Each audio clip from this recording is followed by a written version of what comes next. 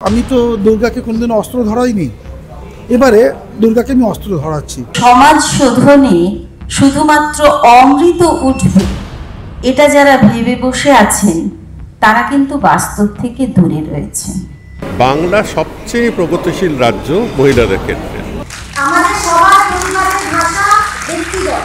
এমন সবাই মিলে ঝাঁপিয়ে পড়েছিল, আমাদের সরকার এটাতে অভ্যস্ত ছিলেন না গত 13-14 বছরে।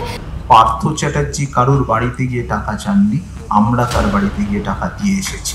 এবার আস্তে আস্তে আমার মনে হয় কাজে ফিরলে সাধারণ মানুষ উপকৃত হবে। আরজিকরের ঘটনা ও তার বিরুদ্ধে নজিরবিহীন প্রতিবাদ 40 দিন পেরিয়েছে। রাজ্যের বিভিন্ন স্তরের মানুষ জুনিয়র চিকিৎসকদের আন্দোলনকে সমর্থন জানিয়েছেন। মুখ্যমন্ত্রীর সঙ্গে দ্বিপাক্ষিক বৈঠকের পরেও আন্দোলন ও কর্মবিরতি চালিয়ে যাচ্ছেন জুনিয়র চিকিৎসকরা। এই আন্দোলনের পাশে থেকেই চিকিৎসকদের কাজে ফেরার অনুরোধ জানালেন পরমব্রত, স্বস্তিকা, সুদীপ্তারা।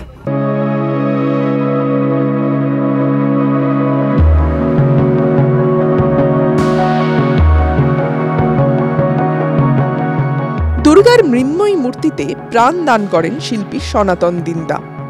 তার তুলির টানে এবার মিশেছে প্রতিবাদও। আমার মনে হচ্ছে যে জুনিয়র ডাক্তাররা তারা যেভাবে আন্দোলন করে গেছে তাদের একটা নৈতিক জয় এসছে, বাট এটা তো শেষ কথা নয়। আমি তো দুর্গাকে কোনোদিন অস্ত্র ধরাইনি, এবারে দুর্গাকে আমি অস্ত্র ধরাচ্ছি। কারণ আমার বোন তিলোত্তমা দিন্দা, যাকে নৃশংসভাবে হত্যা করে ধর্ষণ করা হয়েছে, আমি তোকে বাঁচাতে পারলাম না। তাহলে আমরা যদি ওমেন এম্পাওয়ারমেন্টের কথা বলি, তাহলে তারা তো অস্ত্র ধরিয়ে দিই। এবারে সরকারি হাসপাতালে দুর্নীতির চক্র, বারংবার অভিযোগ উঠলেও আমল দেয়নি সরকার। প্রতিবাদে রাজ্যসভার সাংসদ পদ ছেড়ে দিয়েছেন জহর সরকার। মেইন যেটা হওয়া উচিত সেটা হচ্ছে যে আমি বললাম যে standard procedure for criminal justice.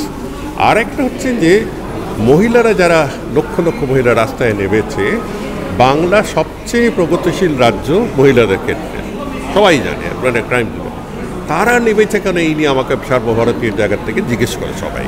আমি তখনই উত্তর দিয়েছি যে বাংলার সচেতন মহিলা যদি রাস্তায় না নামে, তবে কি ওইসব যারা ব্যাকওয়ার্ড স্টেট সেখানকার মহিলারা রাস্তায় নামবে? এই সচেতনতা দেখাতে পেরেছে এবং তার পেছনে একটা জোর, একটা শক্তি বেরিয়েছে। এই হলো দ্যাট ইজ দ্য প্রোটেকশন। আন্দোলন নিয়ে সমাজ মাধ্যম দুভাগে বিভক্ত। প্রেসিডেন্সি বিশ্ববিদ্যালয়ে অনুষ্ঠিত একটি কনভেনশনে এসে সমালোচকদের এক হাত নিলেন অভিনেত্রী স্বস্তিকা মুখোপাধ্যায়। আমার কাছে বা আমাদের মতো অনেকের কাছে নিজেদের ভালো থাকাটাও খুব জরুরি, আর আমি মাথায় ফুল লাগালে খুব ভালো থাকি, সেই জন্য আমি মাথায় ফুল লাগিয়ে এসেছি। আপনাদের যেখানে ইচ্ছে করবে, প্রতিবাদ হোক, আন্দোলন হোক, রাস্তায় বেরোনো হোক, যার লিপস্টিক লাগানোর ইচ্ছে হবে, যার টিপ করতে ইচ্ছে হবে, যার মাথায় ফুল লাগাতে ইচ্ছে হবে, সেগুলো লাগিয়েই বেরোবেন। আমাদের সবার প্রতিবাদের ভাষা ব্যক্তিগত, তার সঙ্গে মাথার ফুল, শাড়ি, গয়নার কোনো রিলেশন নেই। ভবিষ্যৎ নিয়ে আশাবাদী পরমব্রত চট্টোপাধ্যায়, সুদীপ্তা চক্রবর্তী। এটা আমার ব্যক্তিগত মতামত যে যেহেতু অনেকটা আশ্বাস পাওয়া গেছে এবং কিছু জিনিস ঘটতেও দেখা গেছে, কিছু স্টেপ সত্যি সত্যি নেওয়াও হয়েছে, সেজন্য এবার আমার তরফ থেকেও জুনিয়র ডাক্তারদের কাছে অনুরোধ থাকবে যে আপনাদের সঙ্গে প্রথম দিন থেকে আপনাদের আন্দোলনে আমরা সবাই আছি, সবাই সমর্থন করেছি, প্রতিটা পদে সমর্থন করেছি, আজও করছি। এবার আস্তে আস্তে আমার মনে হয় কাজে ফিরলে সাধারণ মানুষ উপকৃত হবে। এমন সবাই মিলে ঝাঁপিয়ে পড়েছিল, আমাদের সরকার এটাতে অভ্যস্ত ছিলেন না গত 13-14 বছরে। তো হঠাৎ এরম একটা হওয়াতে ওনারাও বুঝতে পারছিলেন না যে কীভাবে শ্যাম রাখবো না কুল রাখবো। তো চটজলদি কিছু রেমেডির ব্যবস্থা করেছিলেন, কিন্তু চটজলদি নেওয়ার মতো তো এগুলো কাজ নয় প্রথমত, আর খুবই শিশু সুলভ হয়েছে ব্যাপারগুলো। যেখানে উইমেন রিক্লেম দ্য নাইট বলে লক্ষ লক্ষ মহিলারা রাস্তায় নামছেন বলতে, যা দিনও আমাদের দখলে থাকবে, রাতও আমাদের দখলে থাকবে, সেখানে তার 10 দিনের মাথায় যদি সরকার থেকে বলা হয় যে রাতের বেলা বাড়ি থাকো, ডিউটি করবে না, এটা খুবই শিশু সুলভ। তো অবভিয়াসলি অনারেবল সুপ্রিম কোর্টের যেটা বলার সেটা বলেছেন, অবাক হয়নি, মানে এটাই হওয়ার কথা। কনভেনশনে উপস্থিত ছিলেন চিকিৎসক থেকে শিক্ষা জগতের মানুষও। পার্থ চ্যাটার্জি কারুর বাড়িতে গিয়ে টাকা চাননি, আমরা তার বাড়িতে গিয়ে টাকা দিয়ে এসেছি।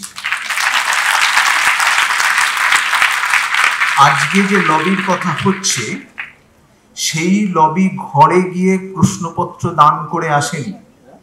আমাদেরই ছাত্ররা তাদের কাছে গিয়ে বলেছে, দাদা আমাকে পাস করাও, তার বিনিময়ে যা লাগবে তাই দেবো। It is our failure. আমি ওই 95%-এর মধ্যে, আপনি 5%-এর মধ্যে, এটাই আমি কাম্য করি।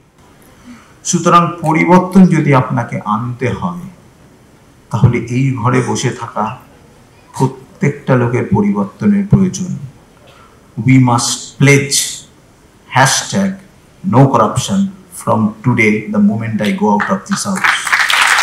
আমরা বিশ্বাস করি সেই কথা যে সমাজ শোধনে শুধুমাত্র অমৃত উঠবে, এটা যারা ভেবে বসে আছেন তারা কিন্তু বাস্তব থেকে দূরে রয়েছেন।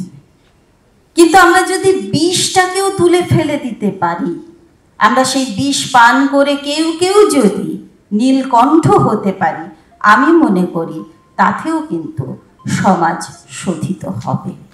ইতিমধ্যেই 3 দফা দাবি মেনে নিয়েছে রাজ্য। অন্যদিকে জুনিয়র চিকিৎসকরা এখনো পর্যন্ত তাদের নিজেদের যে মেডিকেল কলেজ, সেই মেডিকেল কলেজে নিরাপত্তাহীনতায় ভুগছেন বলে জানিয়ে আবারও রাজ্যকে চিঠি দিয়েছেন, আবারও বৈঠকে বসতে চেয়েছেন এবং বৈঠকে বসছেনও। এই সব কিছুর পরেও নিরাপত্তা ফিরবে তো? প্রশ্ন একটাই, আর সেই প্রশ্নেরই উত্তর খুঁজছেন সকলে।